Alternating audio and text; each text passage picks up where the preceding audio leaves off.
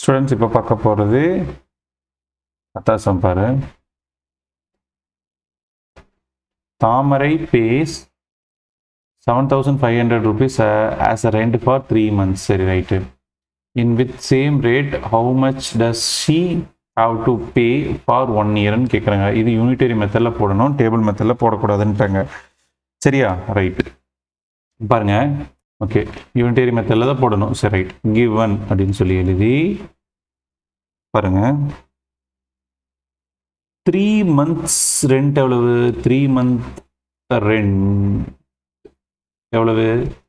7,500 rupees. Right. அப்போ 1 இயருக்குன்னா 12 month. அப்போ 1 மந்த்துக்கு எவ்வளோன்னு பாருங்க. அப்போ 1 month ரெண்ட் கால்குலேட் பண்ணலாம். 1 month ரெண்ட் வந்து எவ்வளவு? 7,500 divided by 3 rupees. ரைட்டு. அப்போ 1 இயர்னா 12 month தானே. அப்போ 1 இயருங்கிறது என்னது? 1 இயருக்கு தான் அவன் கேட்குறான். அப்போ என்னது? 12 months தானே. அப்போ 12 month rent equal to 7,500 divided by 3 into 12. இது அடிச்சு என்னது? 4. அப்போ எவ்வளவு? 7,500 into 4 என்னது? 30,000.